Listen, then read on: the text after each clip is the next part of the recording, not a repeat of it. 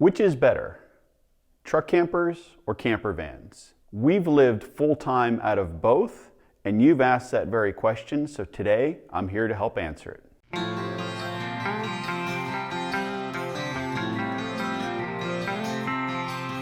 Now, to give you a little background, Kate and I have lived in a number of camper vans full-time. We also spent 2 years in our truck camper. I'm going to talk about camper vans and truck campers more in general to give you an idea of which platform might be best for you. As I'm discussing the different campers and options, I'd love to know what camper you have or have had in the past and what you think is best based on what I'm talking about today. Let's start off by talking about the different chassis.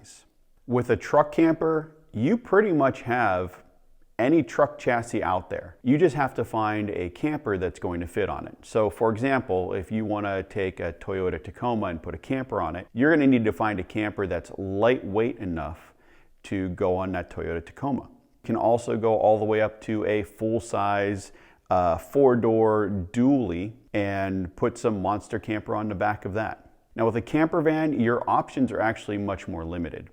You're really limited to, for the most part, the Dodge ProMaster, Ford Transit, and Mercedes Sprinter. Now there are a few companies out there that are building on legacy platforms like the Ford E-Series, where they're taking a cutaway and building a body for it. There are also some companies out there who are building on a GMC Savannah-based van, but those are kind of few and far between. I'm going to talk more about the mainstream vans today. So those are your 3 platforms on the van side, but on the truck side, you have Toyota, you have Nissan, you have Ford, Dodge, Chevy, and there's a lot of different options within all of those companies. There are more and more electric-based trucks that have pretty good range. So if electric is your jam and that's the way you want to go, a truck camper might be your best bet. But let's talk about size. For vans, you're pretty much in the range of about 19.5 feet with the Mercedes Transit, all the way up to 24 feet for an extended length van. On the truck side, you can be pretty small with a single cab short bed truck. Or again, you go to the dually with an 8-foot bed, you're talking about a truck that is over 22 feet. And if you get a big camper with an overhang, you're even longer. So think about those things when you want to get an idea of how nimble you want your vehicle to be. There is a difference in livability between truck campers and camper vans. With a camper van, the entire van is essentially your home. When you park, a lot of vans have swivel seats up front, so you can swivel those seats rearward, and now that becomes part of your living room. It's also nice when you're going down the road, your passenger can get up, get you a snack out of the fridge or something like that. On those rainy days when you get to camp and you park, you don't have to get outside to set anything up. You just flip your chairs around and everything is good to go. Now on the truck camper side, you're not constrained by the walls of a van. So when they build the camper itself, they can make it wider or narrower based on the spec that they're working off of. What this means for you is that a lot of times the beds can be wider, there's more room inside from wall to wall, and inside just in general it feels bigger.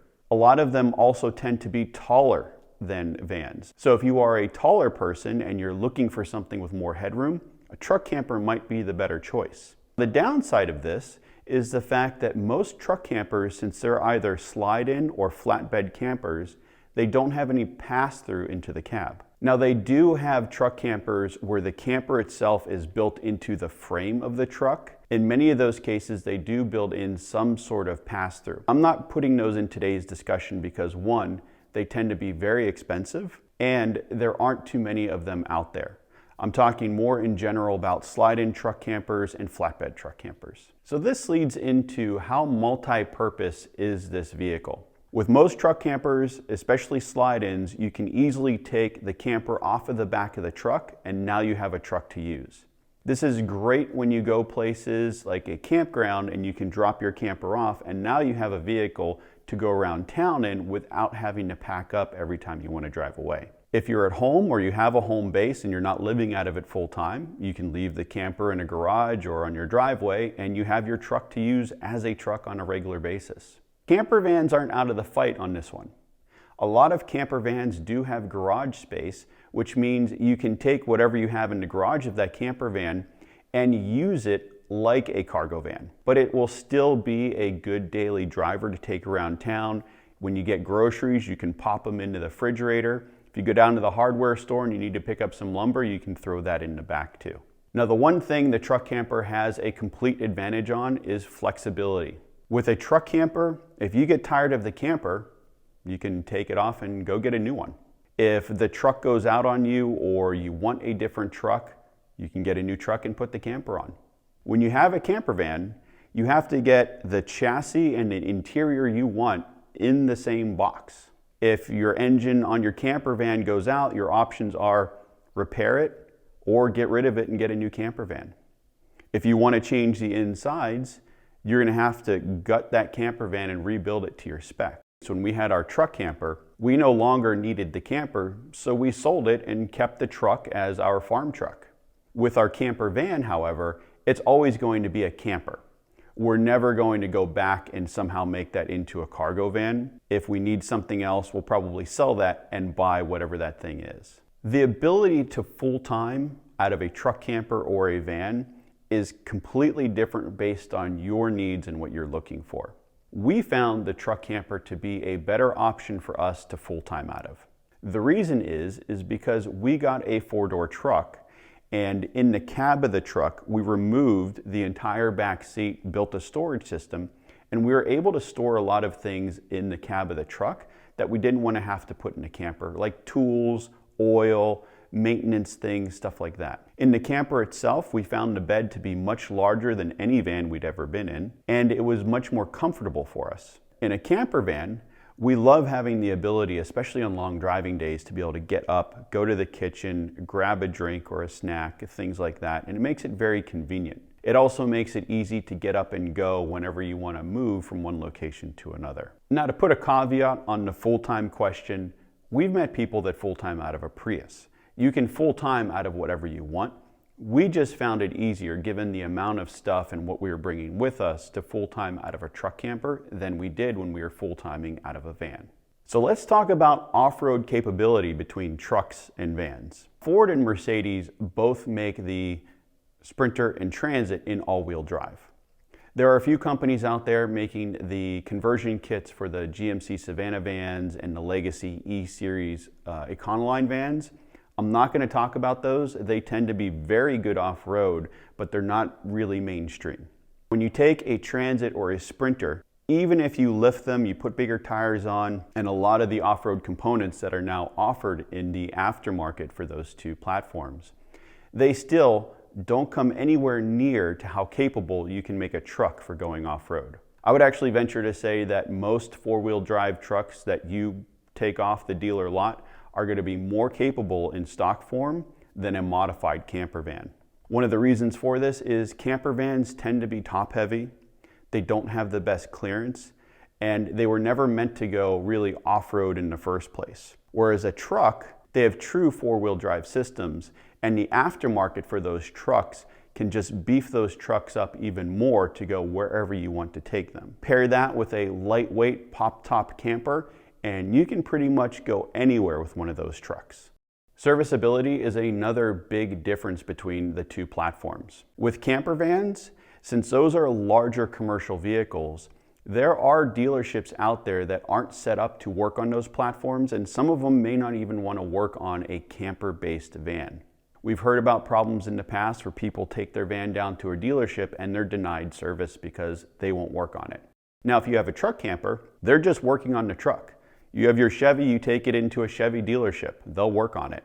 If they have a problem with the camper, for the most part, you'll be able to drop that camper either off at a campground, in their parking lot, or somewhere where they can take the truck and then work on it. With a camper van, anytime you take that into service, your whole home is going to be in the service bay. So that's something to think about. When you bring home that new truck or camper van, you're going to have to pay registration and insurance on them.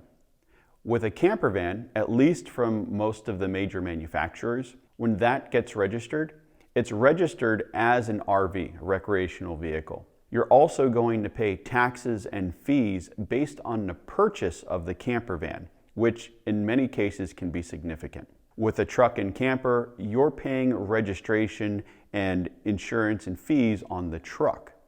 Now, there are some states out there that do require you to register the camper that goes on your truck, but many don't. Check your local registration regulations to see what it is for your state. We had our truck camper. We were not required to register it. We were also not required to insure it, but we decided to do that, and it actually didn't cost very much. It wasn't much of an addition to our truck insurance. Now let's get to everyone's favorite subject, price. It's all over the place. There's really no clear winner in this sense. Some of the more economy-based camper vans will be in the 80s or 90s, even the low $100,000 to purchase. And we've seen camper vans go well over $250,000. With truck campers, it's really based on what you choose and what you want. You can get an inexpensive truck camper, put it on a used truck, and away you go. When we bought ours, we bought a 2000 F350 diesel, and we put a brand new camper and flatbed on it. Now, of course, you can go out and buy a used camper van, but the problem we found with that was we were looking for specific chassis and specific floor plans, and we never found the two together. So that was difficult for us, but you can save a lot of money going that route. In this case, especially with a truck camper, kind of sky's the limit. You can go out and buy a $90,000 F350 Platinum, raise it, put big wheels, bumpers, all sorts of gizmos and gadgets on it, and then a fancy camper on, and you could be looking at spending as much or more than pretty much most camper vans on the market. In either camp, whatever you budget, you can probably find something to meet that goal. Now let me talk a little bit about why we were in a truck camper and why we've gone back to a camper van. Prior to the truck camper, we had spent 2 years in a ProMaster based camper van. We wanted to go and do more off-roading, and the ProMaster is front wheel drive only. We wanted to really see a lot more of the country than we had before and go down that path that we could never go down before. So that's really what drew us to a truck camper. We also like the versatility of it and the idea of taking the camper off the back of that, leaving it behind, and still having a truck. While we lived on the road for 2 years, we never did that once. The only time we took the camper off is when we actually sold it, but we still have the truck and we use it all the time. Now that we have a home base, one of the reasons why we were looking at moving back to a van is because the truck camper was a pop top and it did not have AC. So the pop top is not the best in the winter, and not having AC, it's not the best in the summer if you go places that are hot and humid. Well, we live in an area that has both. So we wanted something that could better deal with the elements in where we live. When we analyzed everything and what we needed, we would need the truck to be on the farm and the van to be out doing camping, having fun in, and for a lot of time we use it as a daily driver because it's just so good in so many ways. The one thing we also couldn't do with the truck camper was take friends with us. We'd taken the whole back seat out. That is another bonus of having the camper van. So for example, when we did the whole summer trip with Mom, we left the truck camper behind and took a camper van for 10 weeks on the road because it made more sense with multiple people. So all of this comes down to the question I posed at the beginning of the video: which is best? And I'm sorry to say this, but it really depends. And it depends on how you plan to use it. What you need to do is figure out how you want to live out of this camper and how you want to use it, and then determine which is best for you. Now, as I mentioned in the beginning of this video, I would love to know what you're camping in and which of the two you think is best, at least for how you use it. I think that'd be helpful for a lot of people watching this video who they're not quite sure what their lifestyle is going to be like. So let them know in the comments below and offer your suggestions. We'd really appreciate it. Now, if you're interested in full-time truck life or full-time van life, we will put links to those playlists down in the description below. And if you're looking for something other than videos, there are my 2 books that I've written about looking for campers and living full-time on the road. But you can also find a lot more on our website, we'retherussos.com. But that is it for this video. Thank you so much for watching. If you enjoyed this, please subscribe and give the video a thumbs up, and we will see you next time. Bye.